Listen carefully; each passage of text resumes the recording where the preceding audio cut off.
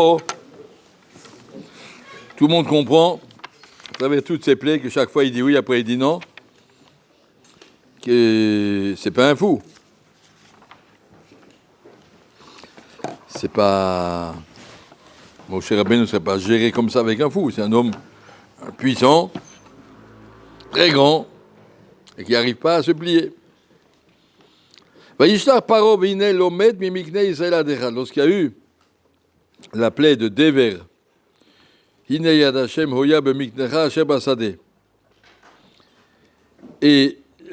a une épidémie, Yamot, Kol Mikne Mitzrayim.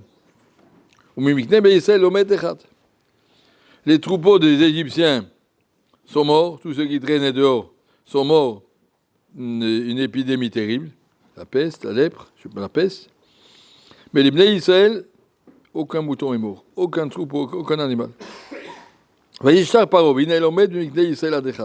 Pharaon a envoyé vérifier chez les Juifs s'il y a des moutons qui sont morts ou des vaches qui sont mortes. Aucun est mort.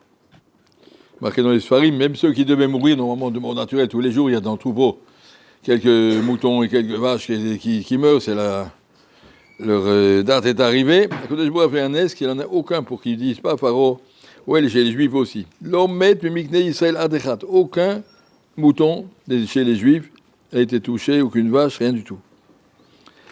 Alors, Vayichbad lev Pharaon velo shiyaretam. Pharaon, il a endurci son cœur et dit je ne laisserai pas partir. Pourquoi il a envoyé vérifier? Pour pouvoir dire, pas seulement chez nous que ça arrive chez vous aussi. Donc c'est un événement naturel, c'est pas une plaie. Après, il a vu qu'il n'y en avait aucun. Donc il va arriver à la conclusion, ben vous avez raison. C'est Akadosh Baruch Hu qui fait ça, pour me punir. Il n'a pas dit ça. C'est renforcer le cœur. Il était tellement noyé dans sa révolte contre Akadosh Baruch Hu qui, même avec des miracles flagrants comme ça, il a dit non, c'est par hasard. C'est comme ça, c'est pas bien, pas d'Hachem. Des trucs, c'est pas possible. Tous les animaux sont morts, chez les Juifs, aucun. Bon, c'est un hasard. On ne peut pas parler de hasard quand c'est une chose pareille, mais quand on ne veut pas reconnaître la vérité, alors tout est bon, on regarde n'importe quoi. Comme les gens qui inventent que le monde a été créé par un Big Bang. Il peut y avoir un hasard qui crée un monde comme ça n'a pas de sens, ça n'a aucune signification. Mais ça leur suffit pour fuir. Quand on n'a pas envie de voir, alors on cherche n'importe quoi pour s'accrocher, et on veut fuir la vérité, et puis voilà. Voilà ce que la Torah nous montre ici. Quand quelqu'un est obstiné dans son mal, on a du mal à le sortir de ça. Un monsieur, vous connaissez des gens qui fument ou qui boivent, ils savent très bien que c'est très mauvais pour la santé, ils n'arrivent pas à s'arrêter. Tu lui expliques, il dit t'as raison, et il recommence. Pourquoi il est Avera, Goret Avera? Tu t'es enveloppé, accroché dans cette Avera. Je raconte une histoire. Il y a une classe qui était à Bnei Brak, de petites filles de 12 ans, qui étaient à Zayin, l'âge de la Bat Mitzvah. Il y avait dans la classe une fille de la classe qui avait un défaut physique sur la figure, je sais pas, une tache ou un bouton, un truc. Tout le monde la regardait, puis ils l'ont mise de côté, je ne vais pas être copine avec elle, et puis elle était un peu, voilà, elle était un petit peu bizarre. Et ils l'ont mise de côté, et puis la fille, elle souffrait beaucoup, elle n'avait pas d'amis, personne ne voulait la sortir avec elle, faire les devoirs avec elle, se réunir, on l'invitait jamais. Elle était jetée, elle était à part, pour rien. Il y a une méchante fille qui commence, elle dit aux autres aussi, les autres ils continuent, et puis voilà, et puis cette pauvre petite, elle était jetée. Et la maman téléphone à la Mora, faites quelque chose, j'en prie, à part le problème physique de ma fille, vous n'avez pas besoin de l'enfoncer encore plus dans des problèmes psychologiques, ça ne va pas. La Mora dit, je fais ce que je peux, je ne sais pas quoi faire. J'essaie d'expliquer aux filles, mais elles ne veulent rien savoir. Alors le papa de la fille a téléphoné à la Mora, il dit, écoutez madame, c'est pas sérieux que vous répondez, il faut s'en occuper. Le papa de cette fille, il a crié, et la Mora était très embêtée, il dit, vous avez raison, mais je ne sais pas quoi faire. Et cette Mora, elle en a parlé à son mari, qui était un avraire. Il dit, qu'est-ce que je fais? Voilà, le papa et la maman, ils me crient. Et ils ont raison, mais je ne sais pas, j'arrive pas à gérer ce problème, je ne sais pas qu'est-ce qu'on fait. J'ai expliqué, j'ai parlé. Son mari lui a dit, tu sais, quand on ne sait pas qu'est-ce qu'on fait, on va demander au Gdolim, on va aller chez Rav Steinman. il est parti chez Rav Steinman avec sa femme, la femme il l'a mis derrière, et le Avrech, il a parlé au nom de sa femme, voilà, ma femme est Mora. Et voilà le problème qu'il y a eu dans cette classe. Il a dit, le Rav n'a même pas eu besoin de réfléchir 10 secondes, il posait des questions, 5 secondes. En une seconde, il lui a dit, demain, tu emmènes à l'école un chumash Dvarim, la haftara de Shabbat Dvarim. Et tu dirais, tu commences la classe comme ça. Tous les matins, on commence la classe par tefila. Première heure, c'est la tefila tous ensemble. Et puis après on commence calcul et orthographe, je ne sais pas ce qu'on fait. Demain, tu leur dis, on ne prie pas. On commence la classe tout de suite par le calcul.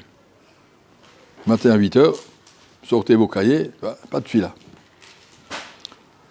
Pourquoi? Comme ça, Rav Steinman m'a dit.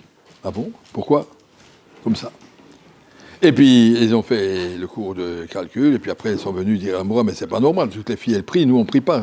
On prie toute la vie, on a prié, qu'est-ce qui arrive? Rav Steinman leur a dit, écoutez, la morale a dit, Rav Steinman m'a dit que vous ne devez pas prier. C'est marqué dans la Haftara de Dvarim que Akadosh Baruch Hu a dit,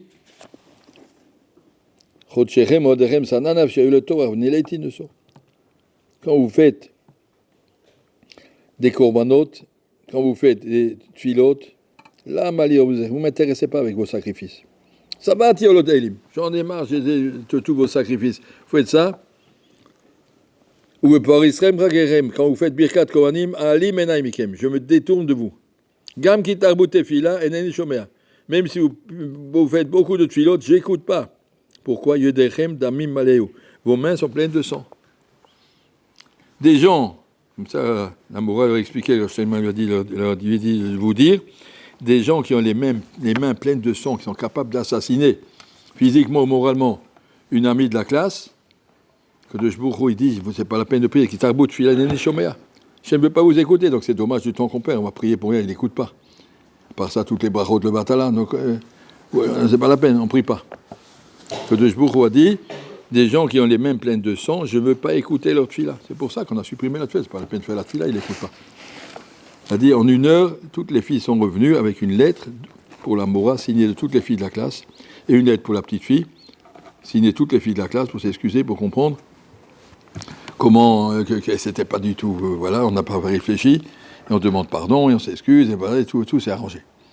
Mais ça, je vais dire, ça, c'est seulement quand il y a un Adam Gadol, comme Rav Steinman, comme Moshe Rabbeinu en face de Pharaon, pour dire vous êtes entêtés, vous êtes amusés, on fait ça, tant pis pour cette fille, elle est bête, tant pis pour elle, et on se moque d'elle. Sortir d'un engrenage, c'est très difficile. Et il faut un choc, comme Rav Steinman a su faire à ses filles, et comme Moshe voulait y arriver avec Pharaon, à la fin, il est arrivé. Mais quelqu'un qui s'est accroché dans une obstination quelconque, que ce soit ça ou ça, tu lui dis que c'est une aberra, toi, le Geinom, je ne veux pas le savoir. Et comme ça. Des fois, il y a des gens, tu peux leur montrer ce que tu veux, et il ne veut pas le savoir. Ça, c'est le travail que Moshe devait faire avec Pharaon, arriver à sortir quelqu'un de son système, et ça, c'est notre travail aussi. Chacun, il a un grand Pharaon à l'intérieur de lui-même, arriver à bouger, arriver à changer, ne rester pas bloqué sur quelque chose.